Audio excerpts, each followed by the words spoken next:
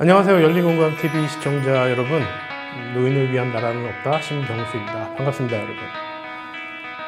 앞으로는 제가 이 노인을 위한 나라는 없다, 너무 길어서 줄여서 그냥 노나라라고 할 겁니다. 노나라 좋지 않습니까? 뭐든지 노나면 좋은 거죠. 이 아이디어는 제가 짠 게 아니라 저희 영상 만들어 주시는 PD님 한 분이 노나라라고 언제부턴가 쓰시더라고요. 그래서 적응이 또 돼야 되니까 제가 그걸 노나라라고 앞으로 불러주시기 바랍니다. 오늘 노나라 얘기는요, 자석 얘기부터 좀 해볼까 합니다. 자석 보이시죠, 여러분? 여기 초등학교 때, 국민학교 때죠, 자석으로 뭐 실험도 하고 많이 했어요. 양 끝단은 여기 보이는 것처럼 완전히 뭐 어느 쪽, 뭐 S극, N극 뭐 이렇게 나눠서 우리가 자성이 굉장히 강해서 끌어당기는 힘이, 당기는 힘이 강하다는 거 우리는 알고 있어요.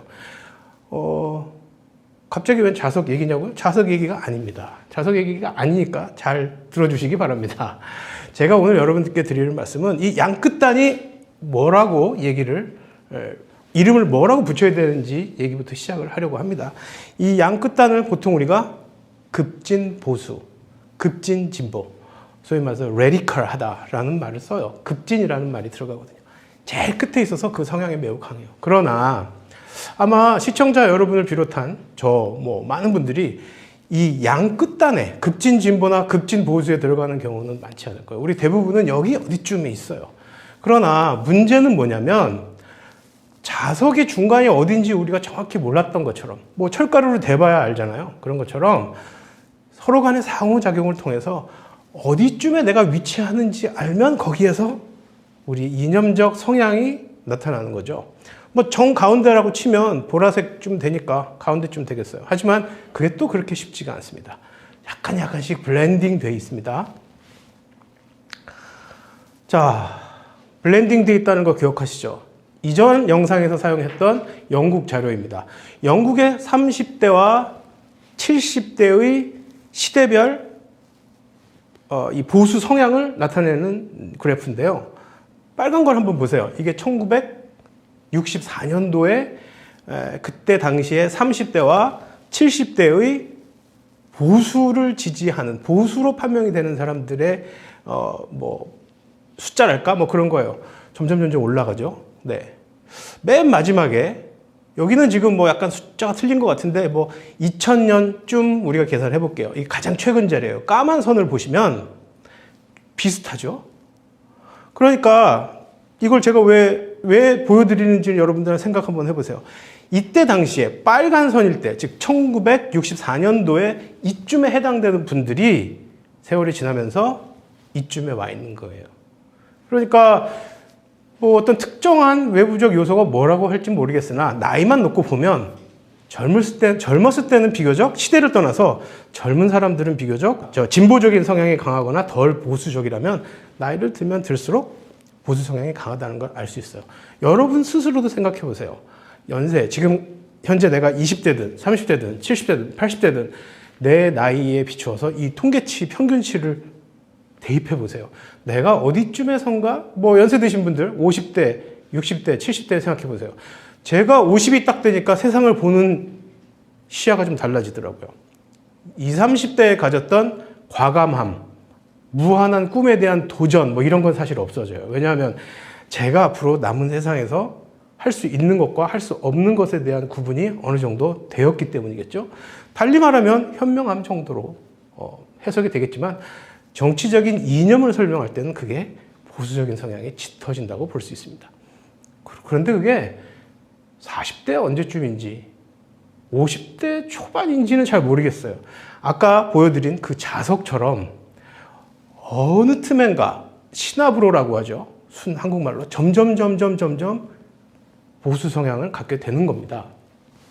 지난번 영상에서부터 지금까지 우리가 연세 드신 분들의 정치적인 성향에 대해서, 이념에 대해서 말씀드리고 있어요. 자, 그렇다면 여러분들 스스로 한번 계산해 보셨어요? 어디쯤에 계세요?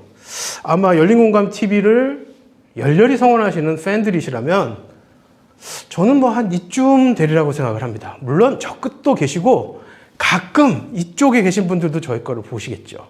그러나 대부분은 그냥 평균치를 따졌을 때 이쯤 어디실 거예요. 그래서 제가 이 노나라 지난 영상들을 보면 댓글이 굉장히 폭발적이셨는데 댓글 저 분석하는 거 굉장히 새로운 취미가 돼버렸어요. 근데 거기를 보면 뭐 진보 보수 다 좋은데 나는 중도 좌파 정도 된다 라고 본인의 묻지도 않은 질문에 대한 대답을 스스로 하시는 분들이 꽤 많아요.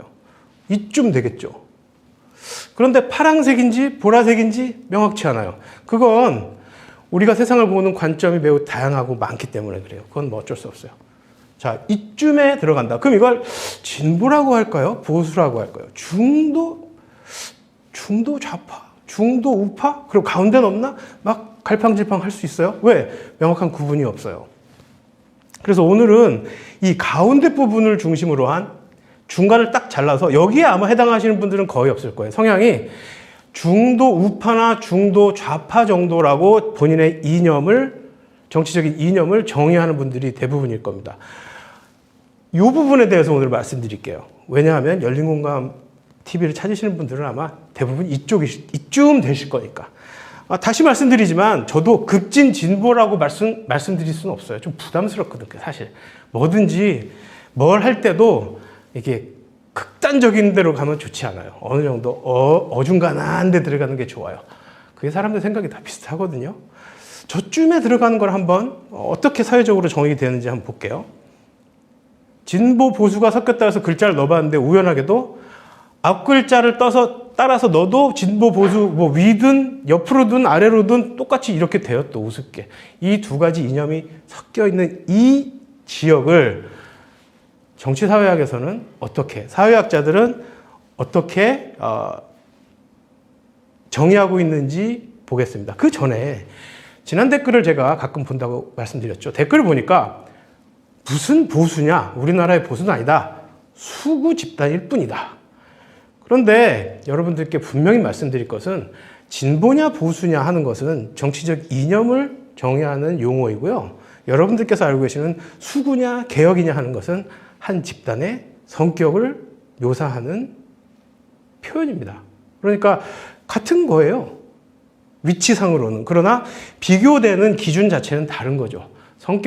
그 집단의 그룹의 성격을 얘기하느냐 아니면 정치적인 이념을 얘기하느냐가 관건입니다. 그 구분해서만 말씀해 주시면 됩니다. 그러니까 보수가 아니다. 수구라고 해야 된다. 뭐 그렇게 일면 말할 수 있지만 보수 세력이면서 수구 세력일 수도 있고요. 진보 세력이면서 수구 세력일 수도 있어요. 그건 정치 이념하고 그 집단의 성격하고는 다소 다릅니다. 그러니까 기준이 무엇이냐에 따라서 여러분들이 잘 구분하시면 되고요. 아까 말씀드린 이 가운데를 우리는 보통 제3의 길이라고 합니다. 여러분 최영민 감독님 아시죠? 열린공감TV. 제가 이 PPT를 띄우는데 제3의 길을 딱 보시더니 이거 내가 학교 때 다닐 때 봤는데 되게 오랜만에 봤는데 이 말씀을 하시더라고요. 맞아요. 사회에서는 이 제3의 길이라는 용어를 보기가 굉장히 힘들어요. 특히 우리 사회처럼 양극단의 이분법적인 이념적 성향이 매우 강한 사회에서는 이 제3의 길이 필요하면서도 이 제3의 길에 대한 언급을 하기 싫어해요. 왜? 여길 이렇게 포지셔닝을 해버리면 각자의 쪽으로 갖고 끌어갈 그 분량이 줄어들기 때문에 최소한 여기는 영어로 말하면 그레이 에어리어라고 그냥 이렇게 방치합니다. 회색 존 정도로요. 그래서 교과서에서만 나올 수 있는 얘기, 하지만 우리가 반드시 이념을 얘기하면서 알아야 되는 얘기, 그리고 가장 중요한 여러분들이 어쩌면 속할 수 있을 듯한 그 존, 그 지역에 대한 얘기를 조금 더 하겠습니다. 제3의 길입니다. 1도 아니고 2도 아니고 세 번째 길이니까 제3의 길. 왜 제3의 길인지는 제가 제 뇌피셜로 이따가 설명드리겠습니다. 이 제3의 길은 여러분 토니 블레어라든지 빌 클린턴이라는 사람들 이름 익숙하시죠? 토니 블레어는 영국의 아주 젊은 그 총리였어요. 그리고 빌 클린턴 역시 매우 촉망받는 민주당의 대통령이었어요. 둘의 공통점은 매우 젊다는 것. 그리고 각자의 사회에서 정치적으로 매우 진보적인 정당 소속이었다는 것. 즉 노동당과 민주당 소속이었다는 겁니다. 그런데 이들이 추구한 방향은 조금 달랐어요. 완전히 왼쪽에서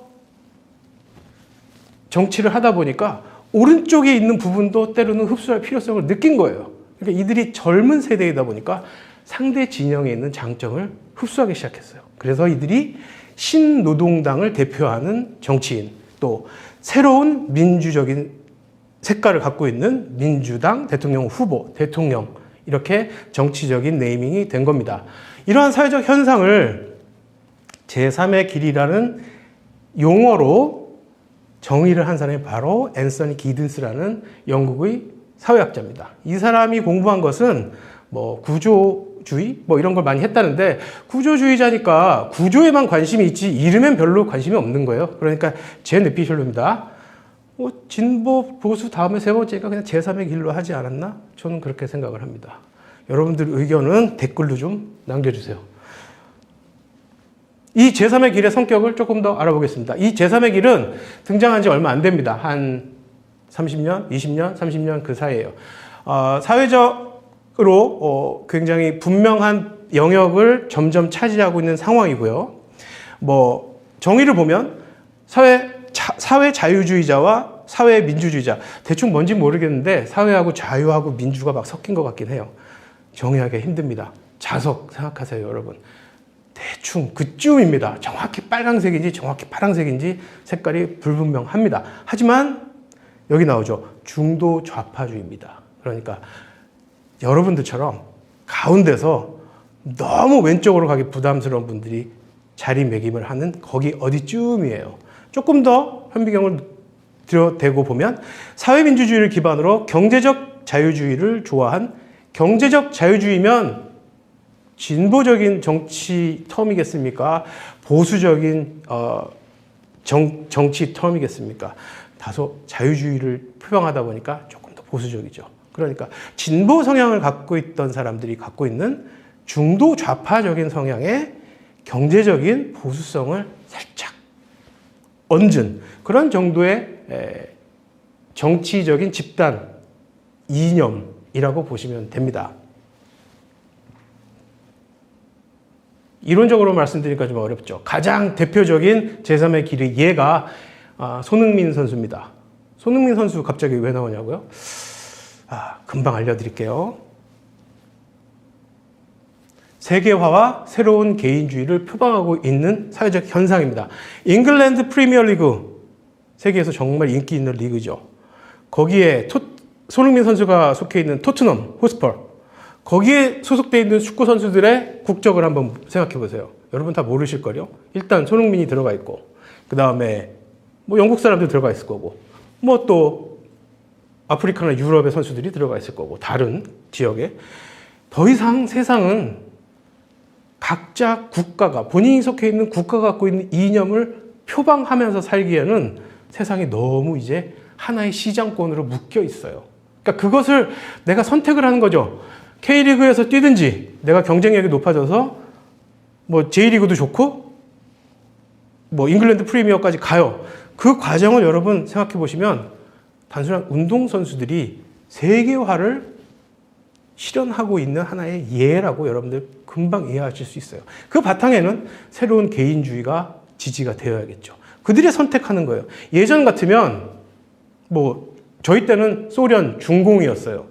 그쪽 사람들하고는 말도 섞지 않았습니다. 저희는 교육을 그렇게 받았어요. 근데 그렇지 않죠.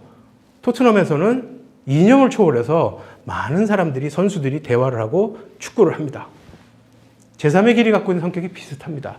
국가가 갖고 있는 이념 중심적인 접근은 당분간 하지 맙시다라는 정도 되겠어요. 그러다 보니 점점 개인주의적인 중요성, 개인주의적인 접근이 더 초점에 맞춰지겠죠. 그 밖에 지구온난화, 이것은 이념을 좀 사실은 떠난 거예요. 지구온난화 현상, 환경에 대한 문제, 우리 자연을 보호하자, 북극곰이 생사가 확인이 안 된다. 어제까지 멀쩡했다는데 오늘 어디로 갔는지 보이지 않는다. 아프리카 사자가 나날이 말라간다. 환경 문제, 거기에 진보가 어디 있고 뭐 보수가 어디 있어요. 그냥 그 자체로 전 세계인들이 지구적인 문제로 접근하는 부분들이 제3의 길의 한 부분으로 차지하고 있죠. 자, 온난화 해결하는 사람들 대부분 시민단체입니다. 정치인들 하는 거 별로 없어요. 그러다 보니까 제3의 길에서는 정치인들의 역량은 매우 축소될 수밖에 없어요. 그만큼 이념으로 강조되는 영역이 아니기 때문에 그렇습니다. 하지만 정부는 필요해요. 왜? 이 많은 사람들이 세계화 속에서 개인주의를 표방하기 위해서는 최소한의 국가라는 이름, 내 국적이 어디고 내 여권에 찍힌 내 나라의 이름이 뭐라는 정도는 필요하잖아요. 그러니까 우리가 손흥민 선수가 대한민국을 대표하는 운동선수로서 영역을 확실히 다지는 데는 대한민국이라는 존재가 또 강화되겠죠. 분명히 필요하겠죠. 그러니까 정부의 역할은 최소한 필요한 것이죠. 마지막으로 아까 말씀드렸던 환경 문제 등을 포함하는 이 전 세계 지구인들의 고민거리를 해결하려고 접근하는 것이 바로 폭넓게 접근하는 것이 제3의 길의 성격 중에 하나라고 볼 수 있습니다. 자, 지금까지 우리는 지난 영상, 이 노나라의 지난 영상들을 통해서 이념들을 좀 봤어요.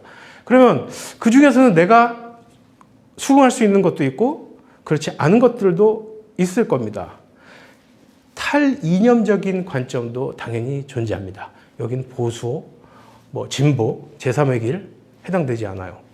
대표적인 것들 세 개만 보면 시민권이라든지 페미니즘이라든지 환경주의 같은 것들이 바로 그겁니다. 이 새로운 이념의 집단들은 이전에 있었던 아까 자석 말씀드렸죠?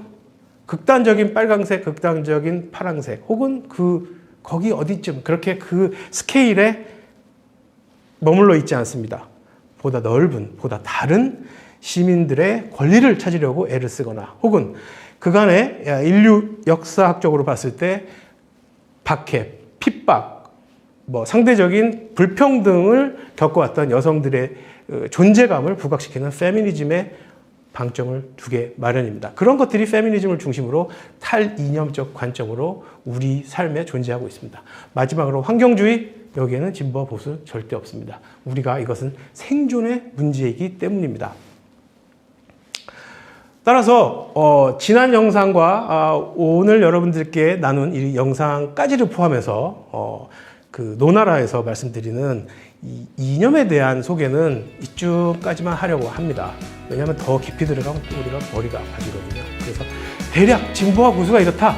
내가 중도 좌파, 중도 우파쯤 된다. 그리고 이념을 벗어나서 지구에서 살아가는 우리 세계인들이 고민하는 이런 것들이 있다. 정도로만 여러분 머릿속에 넣어주시고요. 그 중에 좋고 나쁜 건 없다라는 것만 기억해 주시면 되겠습니다. 여러분들께 도움이 되었는지 모르겠습니다. 다음 편 노나라 영상을 통해서 또 다른 주제를 갖고 여러분들과 얘기를 나눠보겠습니다. 감사합니다, 여러분.